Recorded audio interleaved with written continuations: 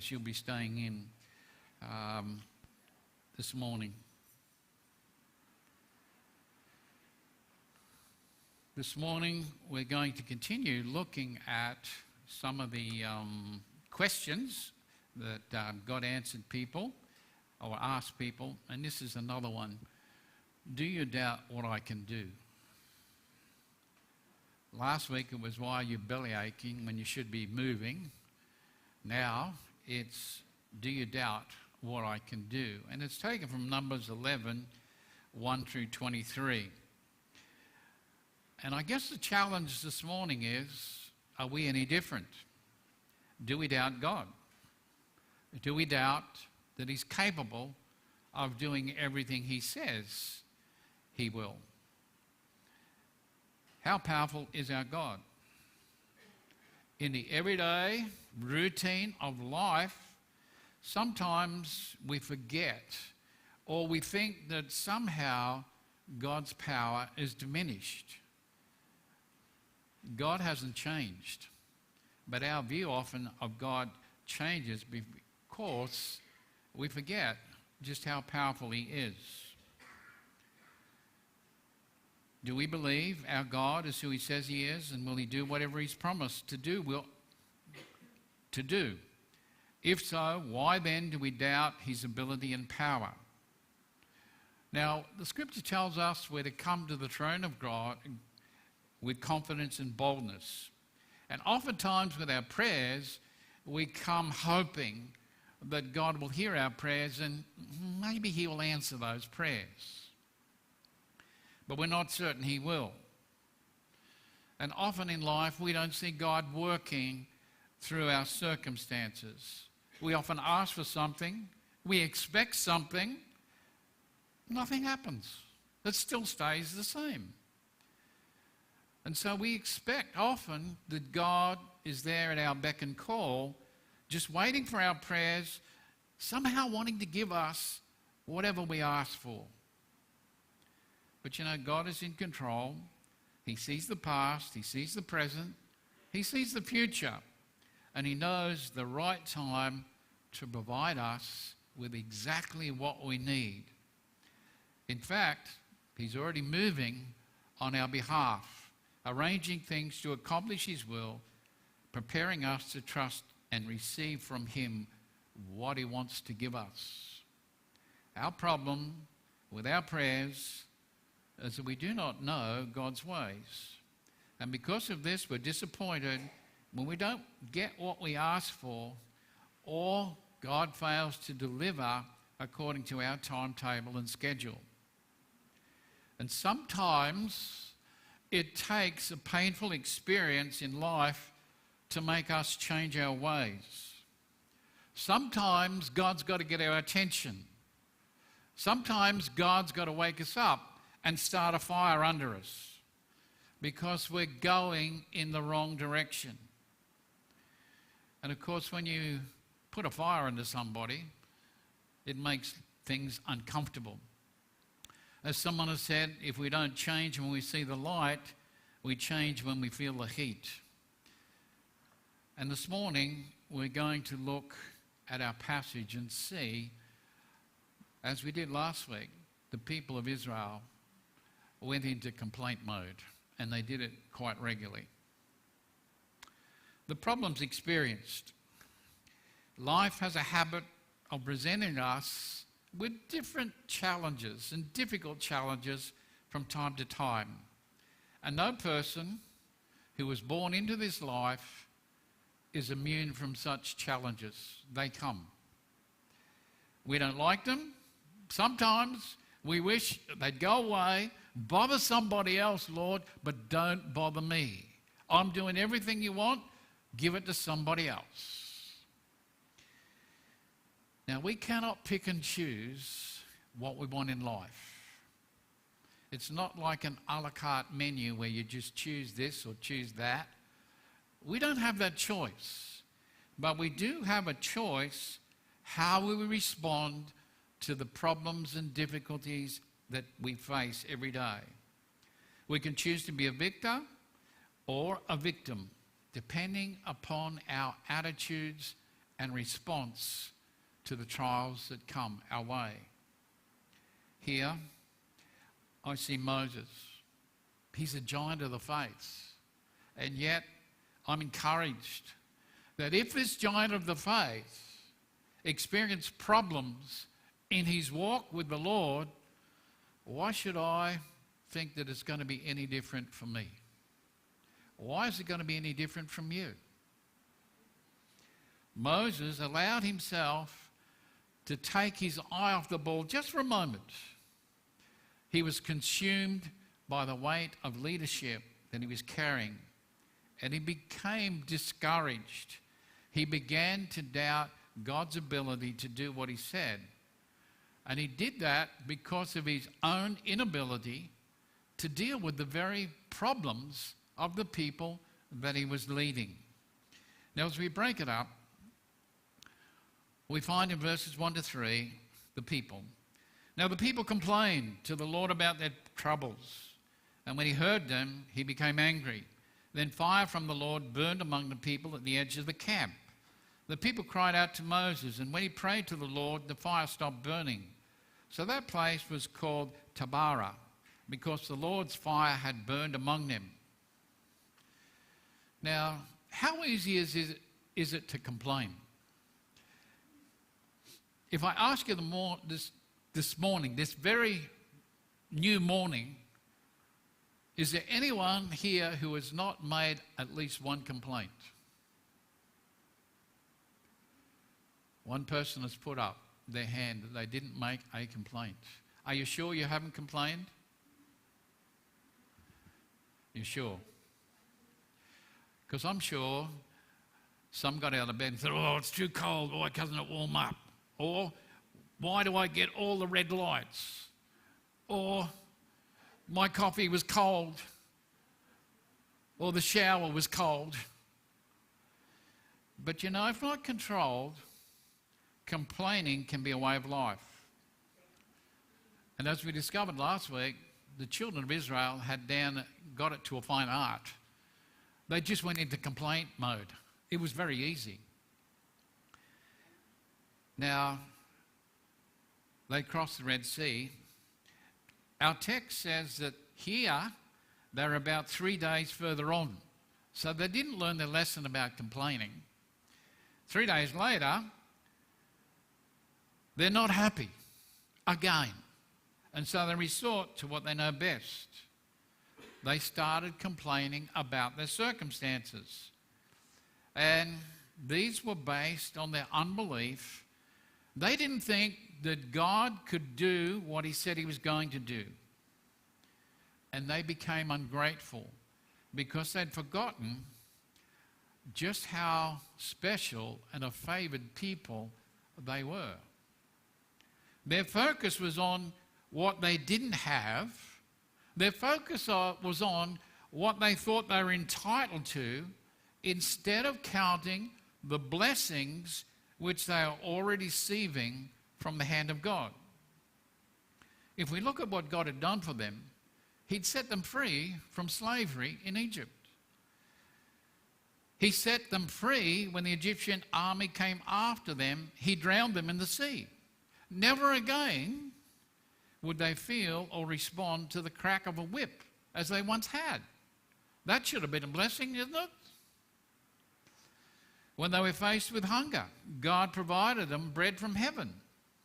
When they would face times of thirst, he would provide water for them. God had promised them a land of milk and honey. He promised them he would drive out their enemies as they entered the land. They would live in cities that they didn't build. They would have homes that they didn't furnish. They would drink water from wells they didn't dig. Eat fruit from orchards they hadn't planted. So instead of being ungrateful, they should have been singing. Instead of grumbling, they should have been celebrating. But instead, they complained. So much to be thankful for. And yet this chapter reveals that God's people were ungrateful for the very things he was providing them. Now our text says the people complained to the Lord. Maybe they hoped if they yelled and complained long enough, he would change his mind if he saw just how upset the people were. But you know what? They didn't get what they expected. Our text says God became angry with them. The original language has the idea their complaints got up his nose. Now, when you think about that, get up your nose. That's how it affected God. And so he sent fire upon the outskirts of their camp. They didn't get what they wanted. God gave them fire instead. And what did they do when the fire came on the outskirts of the camp? Who did they turn to? Moses, get him to stop. Don't let him do this, Moses. We don't like it. So they didn't turn to God in repentance. No, Moses, get him to stop. We don't like this either. Now Moses did cry out to God, and the fire stopped. And the place is given a name which means burning, which is to remind them of what happens when you complain. Now it seems that it was only temporary because the complaining kept on going. Why? The people failed to trust God. And I thought, poor old Moses, maybe he thought, after this incident, I won't hear another complaint for some time. But you know, it was only the beginning. This would be an ongoing problem that Moses faced every day, get this, for 40 years, or to be more precise, 14,600 days he would hear complaints. That's an awful lot of complaints. It was no easy task for Moses. He had the responsibility of leading the people to the promised land. So he experienced people problems, 2 million plus of them every day. So that's a lot of people problems. Then we come to the provisions.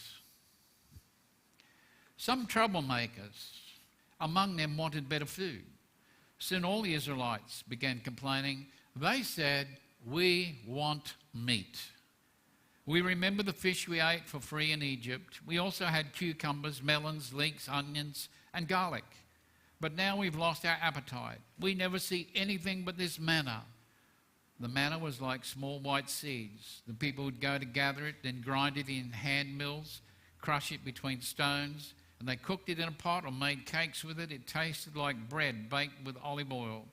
When the dew fell on the camp each night, so did the manna. Our text makes it plain. Out of 2 million plus people, you've got to have a few troublemakers, haven't you? You've got to have a few people that you've got to complain about anything. And this was no different.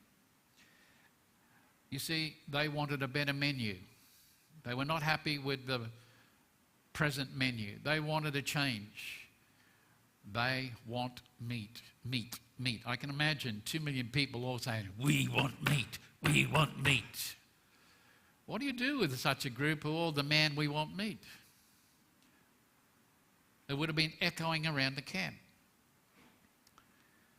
Whoever these people were, and it was thought some were made up of strangers, some ex-Egyptians, some people from other countries who had witnessed what had happened, and they wanted a better life, so they joined the exodus out of Egypt. But they weren't contributing much. And of course, when they cried, just a few people, "We want meat," it became infectious. And it doesn't take long when you're with a group of people, if someone starts to complain, you feel affected too, and people around you as well. And so it says the whole camp was affected. Imagine 2 million plus people all crying out for meat. The people suffered from what I call selective memory syndrome. And we tend to do that ourselves. You ever been told you've got a selective memory? And what do I mean by selective memory?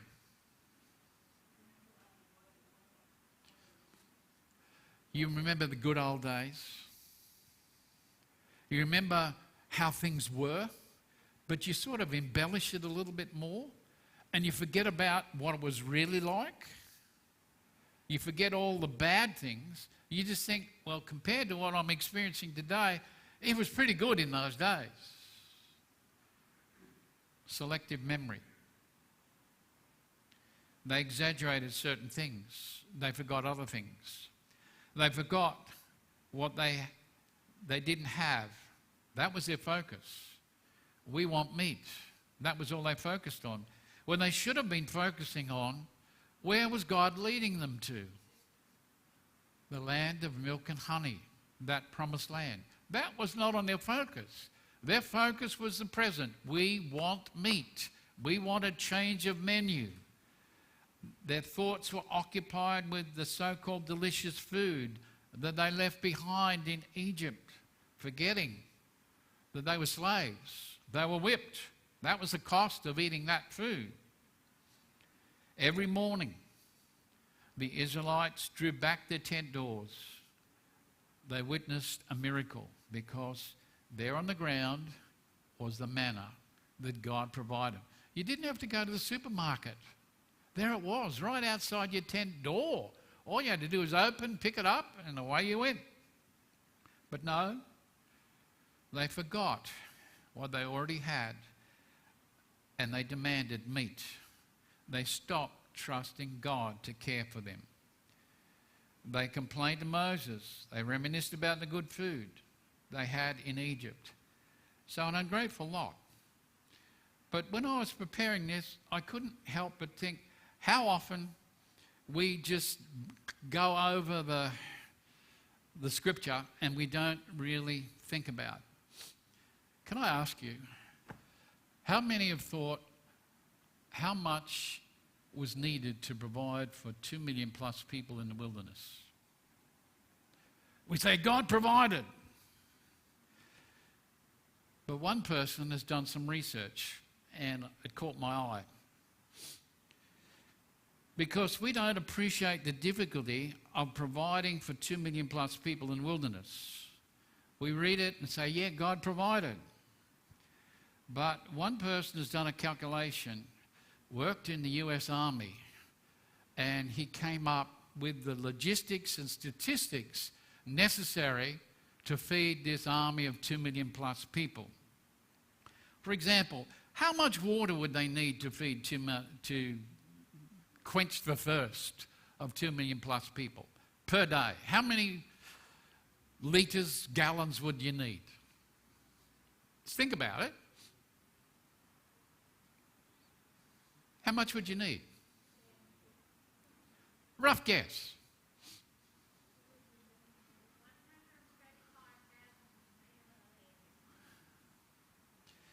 Well, I'm glad he's done it. To feed or to water them and their cattle, it's around 75,708,235 litres, 100 litres per day. Per day. That's quite a lot of water, particularly when you're in the wilderness, in the desert. Now, if you've got 75,708,235 litres of water, how do you carry them?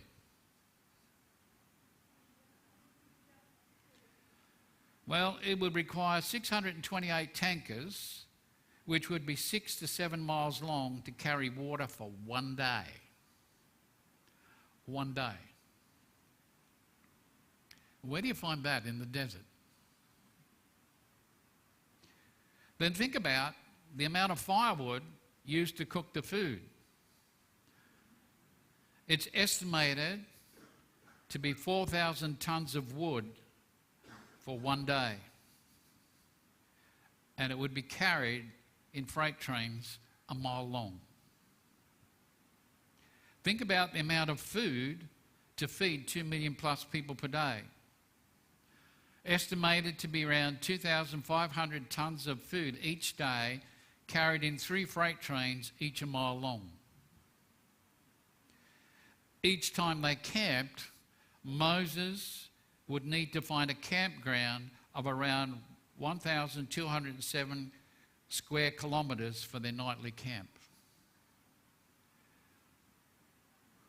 Do you think Moses figured out all the logistical challenges before he left Egypt? Did he sit down and say, well, I've got to take 2 million plus people out into the desert. I'll need X amount of freight trains carrying this amount of water, this amount of food, this amount of firewood per day. I better make sure that I get them. I don't think Moses had a clue. He was trusting God to take care of these things. Now, you've got the people saying to Moses, we want to change the menu. We want meat. Now, I'm Moses. I'm thinking, you want meat. Here I am in the middle of a desert where there's hardly a stick of vegetation, and you expect me to find enough meat to feed you lot. Where am I going to do it? How am I going to do it? The logistics of it. It just makes us appreciate that when God says he's going to do something, he will do it. He asked Moses to lead. That was his job. God will provide for his people.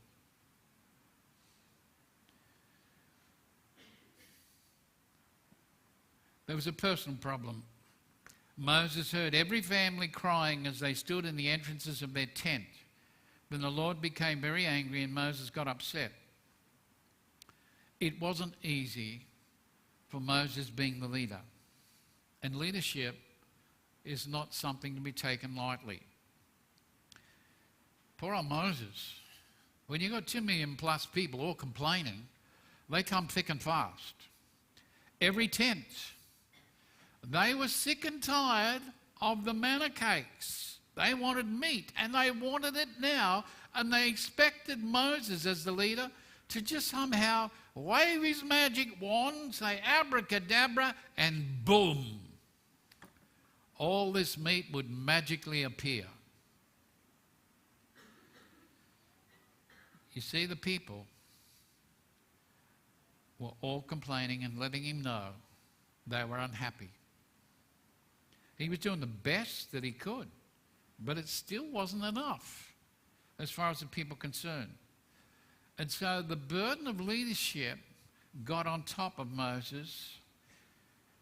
People were blaming him for the problem. And the scriptures makes it plain that Moses suffered a meltdown. He had a breakdown. He allowed the circumstances, he allowed the complaints of the people to crush him. He took it personally, and it broke him. It shook his confidence, and he began to doubt himself. He began to doubt God's ability to come through. He saw the problem as being larger and bigger than the God he served. He should have known the God he served was much, much bigger and more than capable of solving his problem. But all he saw was the problem.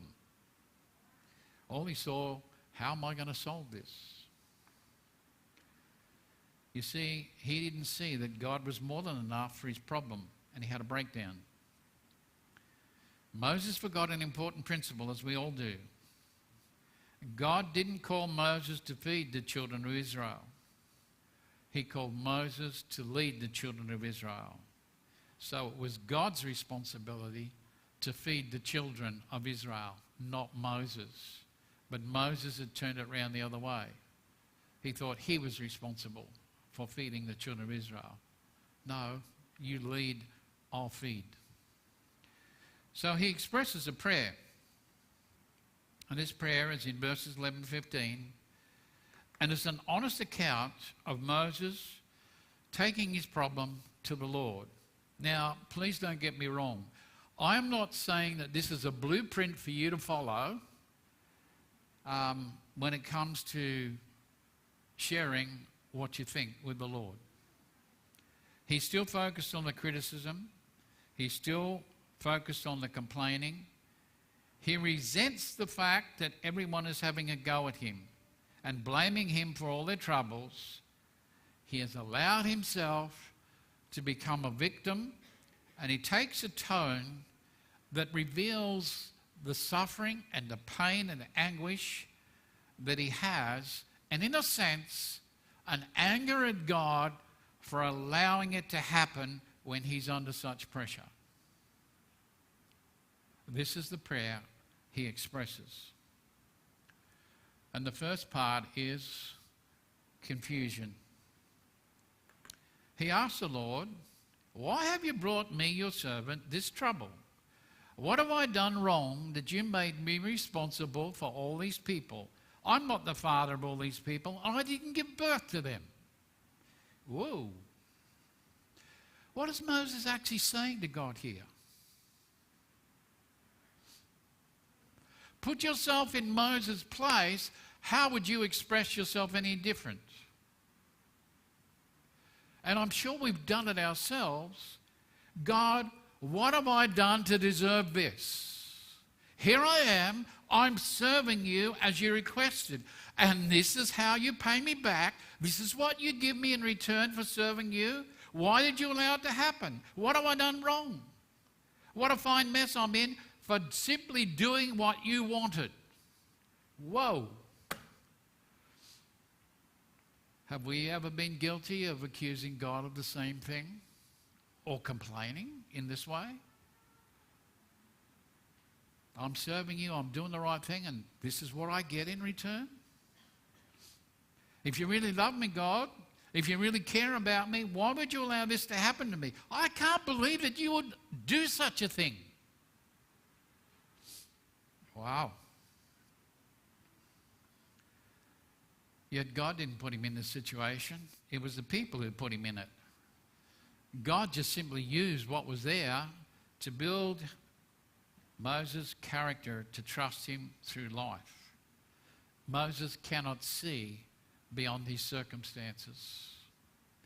Often we don't see beyond our circumstances either. Why are you allowing this to happen to me, God? If you really cared for me, you wouldn't let this happen to me. You wouldn't put me in such circumstances. I'm simply doing what you ask, and this is what I get. Yet God's working all things out for our good according to his will. That's what the scripture says, isn't it? He's working everything out for our good. All, not just some, but all things. Why? Because he loves us and he trains and builds us up in our faith. You'll notice Moses is challenging God. Hey God, these are not my children, they're yours. Why should I be responsible for them? Why should I have to put up listening to all their complaints? I didn't give birth to them. I didn't bring them into this world. They're your problems, so why do I have to put up with them? He's confused about his purpose. He doesn't know what he was supposed to be doing. Remembering his purpose is to lead, not feed. Then there's the confession. So why do you make me carry them to the land you promised to our ancestors? Must I carry them in my arms as a nurse carries a baby? Where can I get meat for all these people? They keep crying to me, we want meat. I don't take care of all the people alone. It's too much for me. Moses actually understood. He'd come to the place where he needed to be. The place where he realized his own shortcomings and weaknesses for the task he was doing. His job was not to feed them, but to lead them. He understood he had no ability. He had no resources to provide for the needs of over 2 million people. So he's allowed himself to be crushed and overwhelmed by everything. It's just too much to think about, too much that had to be done. In other words, his mindset at present, where do I get meat to feed all these people? I'm not a magician. I just can't conjure up enough meat for this lot and keep them happy. You see, Moses was focusing on his own abilities, his own energy. He forgot to focus on the ability and capability of his God. A God who had proven himself to Moses many times that he can do what he says he will do. Moses correctly concluded it wasn't his burden to provide for all these people on his lonesome. It was God's responsibility to provide for the people. He was simply to lead. Then there's the capitulation, I've called it. And I wonder how many have been in this place before. If you're going to continue doing this to me, then notice what he says? Then kill me. If you care about me, what's he say? Put me to death. Then I won't have any more troubles. How many here this morning can see yourself in this position or have been in this position where life has just overwhelmed and crushed you? You just want it to end and you say to God, I've had enough. Get me out of this place. Take me away. Moses is on a downer. And he seems as though he's given to God an ultimatum. Get me out of here or kill me, but I had enough. God, I didn't ask for this. I didn't want it, but I did it anyway. So if it's all right with you, do me a favor, put me out of my misery so I don't have to put up with this rubbish anymore. In other words, he's ready to quit. He doesn't want to face any more failures. He doesn't want to give any more of his time or energy. His hopes, his dreams are disappearing with this mob. He was going to quit while he could. He'd had enough. And sometimes the problems of life become so large they swallow us up, and death seems a good option to our problem. And we often will say, God, take me out of this. I've had enough. I don't want any more troubles.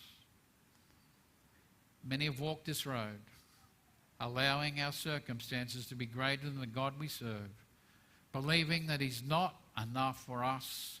We're better off dead rather than continuing to live in such misery that these circumstances put upon us. Moses was there. He was a man of faith. Many of us have been there and have thought exactly the same. The perspective enlarged in verses 16 through 23. The authority. And the Lord said to Moses, bring me 70 of Israel's elders, men that you know are leaders among the people. Bring them to the tent meeting and have them stand there with you. I'll come down and speak with you there. I'll take some of the spirit that is in you. I will give it to them. That will help you care for the people so that you will not have to care for them alone. God always answers. God's response to Moses' prayer was to provide him with others who would share the burden of leadership. And he did so by appointing 70 elders who would take a fair chunk of the responsibility that Moses had taken upon himself. You see, Moses thought he had to solve 2 million plus people's problem day by day. That was not his task. His task was to lead the people to the promised land. But because of this complaint, God equipped 70 other elders from among the people, and they would share the burden of leadership. And the Spirit of God was placed upon them and equipped them and enabled them to serve the Lord with wisdom and discernment, just the same way as he empowered Moses. You see, God chose Moses for a task. And Moses paid a price for his lack of trust in God's ability. He now had to share that power and work. The principle is that if God's servant will not trust him completely, then God will not use that individual the way he may have intended to use him. Moses was relieved of some of the responsibility. He shared it with others who would be gifted to understand and resolve cases that arose among the people. And you know what? When you get a mob of 2 million plus people together, there's going to be problems. There's going to be complaints. Moses didn't have to spend his day dealing with all the incidentals. 70 others were set up to do that. The affirmation in verses 18 to 20, tell the people this, make yourselves holy for tomorrow, and you will eat meat. You cried to the Lord, you want meat? We're better off in Egypt. So now the Lord will give you meat to eat. You'll eat it not for just 1, 2, 5, 10, or even 20 days, but you'll eat that meat for a whole month. You'll eat it until it comes out your nose, and it will grow to hate it. This is because you rejected the Lord who is with you. You cried to him saying, why did we ever leave Egypt? Now, did the people get what they want? Imagine, we want meat, we want meat, we want meat. And the Lord says, okay, I heard you. I'm going to give you meat. You're going to get enough meat. That meat is going to make you sick. It's going to come out your nose and the other end until you're sick of it. But hey, Lord, that's not what I want. You want meat? That's what you're going to get. And you're going to get sick of it. You'll have meat. Wow. Enough meat. And you know what? It's exactly what they asked for. Be careful what you ask the Lord for. You might get it. They wanted meat. They got meat. They were stubborn. They were ungrateful. They hadn't stopped complaining since the Red Sea crossing. They'd just taken it up a few more notches. They despised the Lord and wanted no part of his program. They wanted meat. They were going to get it. Now, I feel sorry for Moses at this point. I'm not sure that he'd ever experienced a degree of complaining and how it affected everybody. You see, selfishness became the new norm. And that's what happens when we whinge and complain. We'll not move until we get what we want. The people wanted meat. They were not going to do anything until they got meat. Well, they got it. Then they decided it's not really what they wanted anyway. Then we have what I call the attitude adjustment. Moses said, Lord, here are 600,000 people standing around me, and you say, I'll give them enough meat to eat for a month. If we kill all the flocks and herds, that would not be enough. If we caught all the fish in the sea, that wouldn't be enough. And the Lord said to Moses, do you think I'm weak? Now you'll see if I can do what I say. Moses is about to get an attitude adjustment when it comes to what God can and cannot do. And I think this morning we all need an attitude adjustment when it comes to what our God can and cannot do. Moses, for the life of him, couldn't figure out how it was possible for God to provide and supply such a large quantity of meat. I'm sure he'd sat down and thought of every possibility known to man, and he just says, I don't know how it can be done.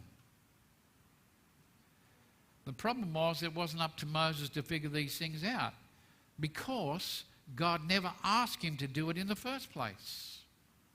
We often miss that. God never asked him to provide the meat for these people in the first place. He was always going to provide it. But Moses needed to adjust his attitude towards God.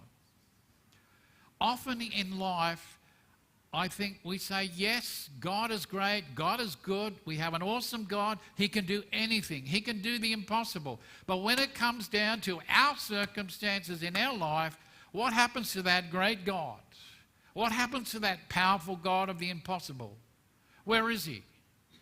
We tend to take on Moses' position and think, oh, I better do something here. I just can't work out how this is going to pan out. I just don't see how it's going to come to an easy conclusion. Well, you know what? God didn't ask you to solve the problem. He asked you to trust him with the problem. And we're not willing to trust the problem. We think we have to solve the problem in our way, just as Moses did. Moses couldn't see any possibility of how God could supply and meet the needs of all these people. He should have known better. He'd seen God's power and might at work. Yet he's questioning God's ability to feed all these people in the desert. And it's when you begin to doubt God's power that you begin to rely on your own resources, your own understanding, ignoring God's assessment of the situation. In other words, don't sell God short. He's more than capable of meeting the needs of his people. You know what? God doesn't grow old.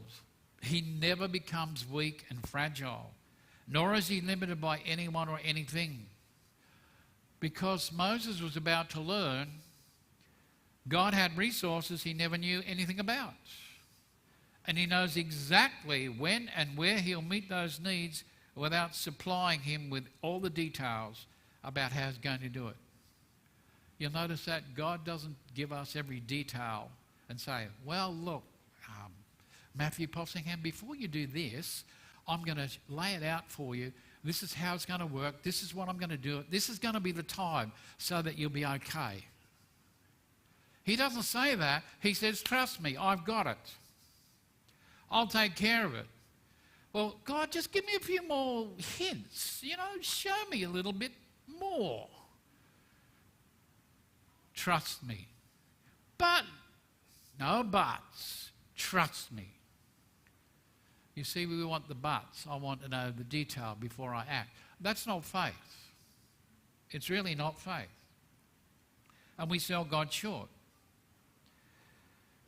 We're no different to Moses when we find ourselves in difficult situations that challenge our faith. And even though in our past experiences we know that God has answered our prayers, we begin to doubt his ability, that he can do what he says he will.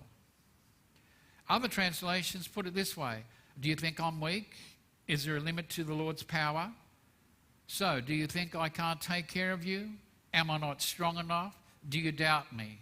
Do you question my power that I can do what I've said? God didn't expect Moses to do everything. He only expected him to do what he was called to do. And what was he called to do? Lead my people to the promised land. That's your job. I'll take care of everything else. That was the job description. Moses, lead my people to the promised land. All the rest of it is mine. Moses didn't have to be perfect, just be patient. God didn't demand Moses to be a saint, but he did demand that he be a servant. And God is challenging Israel to believe his power to deliver and save. Moses needed some perspective. He couldn't see beyond his own problems. He couldn't see beyond the desert. All he could see was another day of trouble. And I wonder how many times that's what we do. We allow our circumstances to dictate how we respond. And when it comes to trusting God, God doesn't reveal to us all his details or his plans. He says, trust me, child. I'm here with you. I'm going to walk through it. I'm going to solve this problem just as I have in the past. All I want you is to trust me. Don't doubt me. Jesus says, take my yoke upon you and learn from me. For I'm gentle and humble in heart. You will find rest for your souls. For my yoke is easy and my burden is light. Do we count on the Lord, his strength, his sustenance, and support for every day? Are we doubting God's power and ability this morning?